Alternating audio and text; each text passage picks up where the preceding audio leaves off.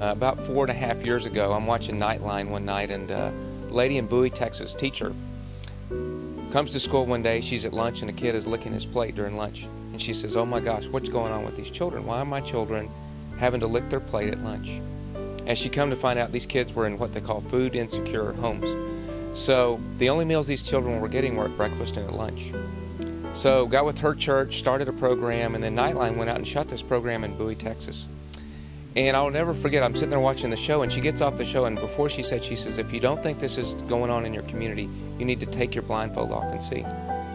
So I contacted the North Texas Food Bank, and they had a program already going in the Dallas schools and a lot of the other bigger school systems, but nothing in Denton County. And they said, "We're at our max capacity, we're out of funding, we don't have any money." And I said, "Well, if I find a need out here, could we do something?" And she said, "Well, let's see if there's a need." So sure enough, a significant need here. District-wide, we have over 50,000 students, and out of the 50,000 students, 23.4% of them qualify for the free and reduced lunch. So when they come to school in the morning, they get breakfast. At lunch, they get a warm, hot lunch, and then they go home. Now, everybody's home situation is different, but we have children that on the weekends are not receiving any food. So when they come back to school on Monday, they've had 2 days where they haven't had any food. So they're lethargic, they're tired, they don't sleep well, and they're not ready to learn. So then the big challenge is, what about the money?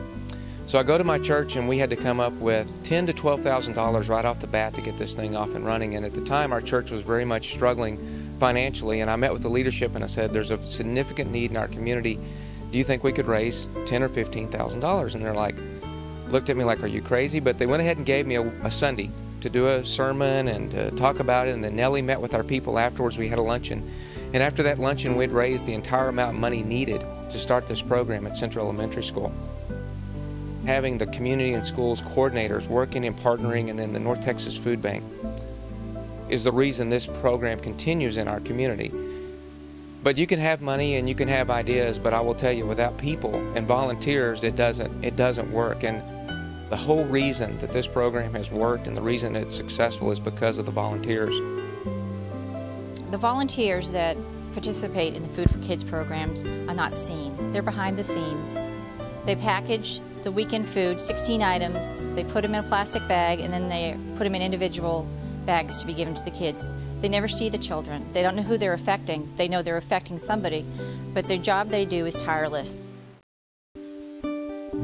I think it's very important that the community is getting involved in the schools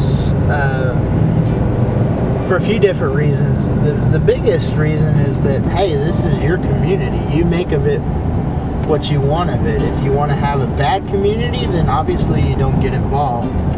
If you want to have a great community and a family environment, a family atmosphere that says, "Hey, check us out, we're a really good community that bands together," then you do things like what we're doing right now. You're getting involved in the schools. I don't make the greatest amount of money in the world. I wish I did. I wish I made more money. Doesn't everybody? But one of the things that I can do, since I don't have the money, is volunteer my time. And that's what I really like doing. On behalf of the Louisville ISD School Board of Trustees and Dr. Jerry Roy, Superintendent of Schools, we're so happy to be here talking for you tonight, and we're just so proud that you've gotten this award, and God bless.